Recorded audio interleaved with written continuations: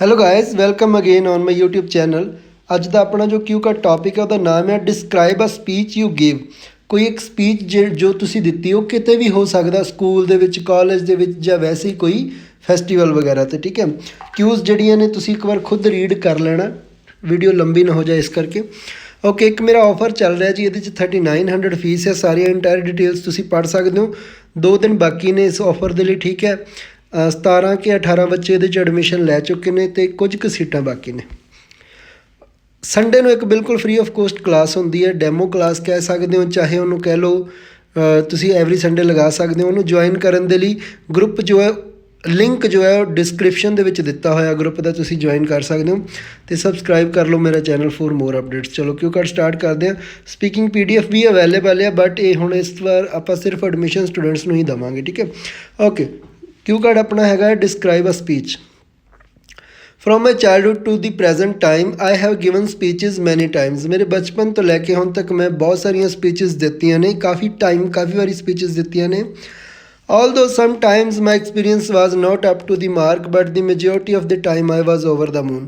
ਚਾਹੇ ਕਦੇ ਕਦੇ ਮੇਰਾ ਜੋ ਐਕਸਪੀਰੀਅੰਸ ਹੈ ਬਹੁਤ ਵਧੀਆ ਨਹੀਂ ਰਿਹਾ, ਬਟ ਜ਼ਿਆਦਾਤਰ ਵਾਰ ਮੈਂ ਬਹੁਤ ਜ਼ਿਆਦਾ ਖੁਸ਼ ਸੀਗਾ। ਓਵਰ ਦਾ ਮੂਨ ਇੱਥੇ ਇੱਕ ਈਡੀਅਮ ਹੈ। ਠੀਕ ਹੈ, however here I would like to narrate about a speech given by me in front of my schoolmates।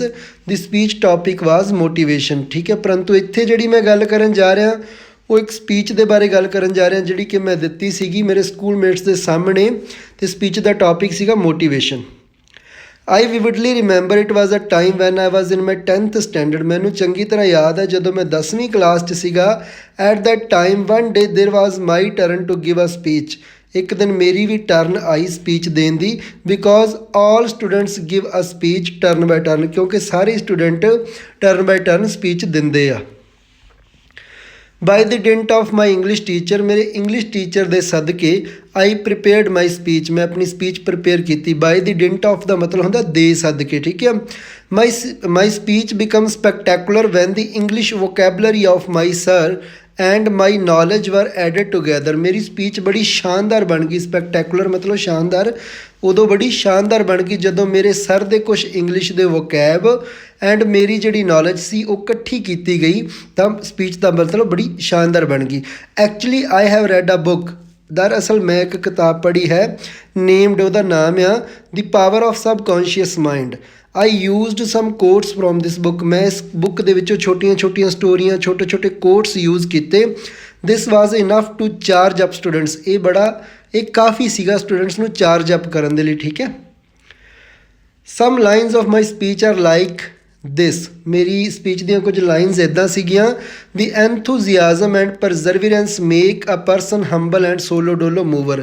ਐਂਥੂਜ਼ੀਆਜ਼ਮ ਹੁੰਦਾ ਮਤਲਬ ਉਤੇਜਨਾ, ਇੱਕ ਸ਼ਕਤੀ। ਪਰਜ਼ਰਵੀਰੈਂਸ ਹੁੰਦੀ ਹੈ ਲਗਾਤਾਰਤਾ, ਯਾਨੀ ਕਿ ਕੰਸਿਸਟੈਂਸੀ, ਕੰਟੀਨਿਊਟੀ। ਠੀਕ ਹੈ, ਤਾਂ ਇਹ ਥੋੜ੍ਹੇ ਜਿਹੇ ਵੋਕੈਬ ਆਪਾਂ ਯੂਜ਼ ਕੀਤੀ ਇਹਦੇ ਵਿੱਚ ਕਿ ਇਹ ਚੀਜ਼ਾਂ ਇੱਕ ਪਰਸਨ ਨੂੰ ਹੰਬਲ ਅਤੇ ਸੋਲੋ ਡੋਲੋ ਮੂਵਰ ਬਣਾਉਂਦੀਆਂ ਨੇ। ਸੋਲੋ ਡੋਲੋ ਮੂਵਰ ਮਤਲਬ ਵੀ ਕਿਸੇ 'ਤੇ ਡਿਪੈਂਡ ਨਹੀਂ ਕਰਨਾ। ਠੀਕ ਹੈ, ਜੇ ਆਪਦੇ ਕੋਲ ਹੈਗਾ ਤਾਂ ਕਰ ਲੈਣਾ, ਨਹੀਂ ਫਿਰ ਮਤਲਬ ਕਾਈਂਡ ਆਫ ਭੀਖ ਜੀ ਨਹੀਂ ਮੰਗਣੀ। ਠੀਕ ਹੈ, ਉਹ ਚੀਜ਼ ਹੈ।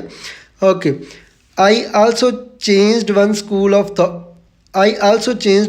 Of thought with my own wording. ਠੀਕ ਹੈ, ਇੱਕ ਮੈਂ ਸਕੂਲ ਆਫ ਥਾਟ ਵੀ ਚੇਂਜ ਕੀਤਾ ਆਪਦੀ ਵਰਡਿੰਗ ਦੇ ਹਿਸਾਬ ਨਾਲ।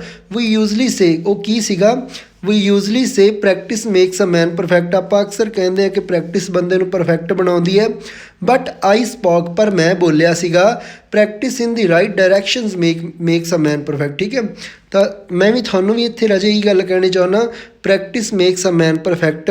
ਠੀਕ ਆ, but practice in a right direction makes man perfect. ਅੱਜ ਦੇ ਟਾਈਮ ਦੇ ਵਿੱਚ ਆਇਲਸ ਦੇ ਮਾਮਲੇ ਦੇ ਵਿੱਚ ਇਹ ਚੀਜ਼ ਚੱਲਦੀ ਹੈ। ਤੁਹਾਨੂੰ ਪਤਾ ਹੀ ਨਹੀਂ ਲੱਗਦਾ ਤੁਸੀਂ ਕਿਵੇਂ ਦੇ ਟੀਚਰ ਕੋਲ ਪੜ੍ਹੀ ਜਾ ਰਹੇ ਹੋ। ਸਮ ਟਾਈਮ ਉਹ ਆਪ ਟੀਚਰ ਵੀ ਉਸ ਲੈਵਲ 'ਤੇ ਤੁਹਾਨੂੰ ਟੀਚ ਨਹੀਂ ਕਰ ਪਾ ਰਿਹਾ ਹੁੰਦਾ। ਉਹਨੂੰ ਇਹ ਜ਼ਰੂਰ ਪਤਾ ਹੁੰਦਾ ਮੈਂ ਕਿਵੇਂ ਲਿਖਣਾ, ਕਿਵੇਂ ਬੋਲਣਾ, ਪਰ ਉਹਨੂੰ ਵਧੀਆ ਸਿਖਾਉਣਾ ਨਹੀਂ ਆਉਂਦਾ। ਤਾਂ ਇੱਥੇ ਮੈਂ ਇਹ ਗੱਲ ਤੁਹਾਡੇ ਲਈ ਵੀ ਕਹਿਣੀ ਚਾਹਾਂਗਾ, practice in a right direction makes man perfect. ਠੀਕ ਹੈ, okay. Actually I was shaking like a leaf. ਦਰਅਸਲ ਮੈਂ ਪੱਤੇ ਦੀ ਤਰ੍ਹਾਂ ਕੰਬ ਰਿਹਾ ਸੀਗਾ on the day of presenting my words in front of school. ਠੀਕ ਹੈ, ਸਕੂਲ ਟੀਚਰ ਐਂਡ ਸਟੂਡੈਂਟਸ, ਜਿਸ ਦਿਨ ਮੈਂ ਆਪਣੇ ਵਰਡ ਪ੍ਰੈਜ਼ੈਂਟ ਕਰ ਰਿਹਾ ਸੀਗਾ, ਠੀਕ ਹੈ। ਬਟ ਐਵਰੀਵਨ ਕਲੈਪਡ ਫॉर ਮੀ, ਪਰ ਸਾਰਿਆਂ ਨੇ ਮੇਰੇ ਲਈ ਤਾੜੀਆਂ ਵਜਾਈਆਂ। ਐਂਡ ਦੀ ਪ੍ਰਿੰਸੀਪਲ ਐਪਰੀਸ਼ੀਏਟਡ ਮੀ, ਤੇ ਪ੍ਰਿੰਸੀਪਲ ਨੇ ਮੈਨੂੰ ਐਪਰੀਸ਼ੀਏਟ ਕੀਤਾ। When it comes to the question that what I felt about this, ਜਦੋਂ ਇਸ ਸਵਾਲ 'ਤੇ ਗੱਲ ਆਉਂਦੀ ਕਿ ਮੈਂ ਮਹਿਸੂਸ ਕੀ ਕੀਤਾ, to be honest I have nothing to speak ill about this, ਮੇਰੇ ਕੋਲ ਕੁਝ ਵੀ ਬੁਰਾ ਨਹੀਂ ਹੈਗਾ ਇਹਦੇ ਬਾਰੇ ਬੋਲਣ ਲਈ। Because if I had not given the speech I would not have gotten the confidence to give a speech again and again, ਠੀਕ ਹੈ। ਕਿਉਂਕਿ ਜੇ ਮੈਂ ਸਪੀਚ ਨਾ ਦਿੱਤੀ ਹੁੰਦੀ ਤਾਂ ਮੈਨੂੰ ਕੌਨਫੀਡੈਂਸ ਵੀ ਦੁਬਾਰਾ ਸਪੀਚ ਦੇਣ ਵਾਸਤੇ ਕਦੇ ਨਹੀਂ ਆਉਣਾ ਸੀਗਾ। Even I can say this situation was for me like killing 2 birds with 1 stone, ਇੱਥੋਂ ਤੱਕ ਕਿ ਮੈਂ ਇਹ ਵੀ ਕਹਿ ਸਕਦਾ ਕਿ ਇਹ ਸਿਚੁਏਸ਼ਨ ਤਾਂ ਮੇਰੇ ਲਈ ਇੱਦਾਂ ਸੀ ਜਿਵੇਂ ਇੱਕ ਤੀਰ ਨਾਲ 2 ਨਿਸ਼ਾਨੇ। I not only got recognition but also got the tag of the wise student, ਮੈਨੂੰ ਸਿਰਫ ਪਹਿਚਾਨ ਹੀ ਨਹੀਂ ਮਿਲੀ ਬਲਕਿ ਮੈਨੂੰ ਸਿਆਣਾ ਸਟੂਡੈਂਟ ਵੀ ਘੋਸ਼ਿਤ ਕੀਤਾ ਗਿਆ। All in all, this was a time when I gave a speech at my school, ਠੀਕ ਹੈ। Okay, in which module do you face difficulty, ਇਹ ਮੇਰਾ ਕੁਐਸਚਨ ਹੈ ਤੁਹਾਡੇ ਲਈ। ਕਿਹੜੇ ਮੋਡਿਊਲ ਦੇ ਵਿੱਚ ਤੁਹਾਨੂੰ ਡਿਫੀਕਲਟੀ ਫੀਲ ਹੋ ਰਹੀ, ਤੁਸੀਂ ਕਮੈਂਟ ਬਾਕਸ ਦੇ ਵਿੱਚ ਦੱਸ ਸਕਦੇ ਹੋ। ਆਪਾਂ ਉਹਦੇ ਲਈ ਤੁਹਾਡੇ 'ਤੇ ਵਰਕ ਕਰਾਂਗੇ ਤੁਹਾਡੇ ਨਾਲ, ਠੀਕ ਹੈ। ਚਲੋ ਜੀ, ਸਬਸਕ੍ਰਾਈਬ ਜ਼ਰੂਰ ਕਰ ਲੈਣਾ ਚੈਨਲ ਨੂੰ ਫॉर ਫਰਦਰ ਅਪਡੇਟਸ।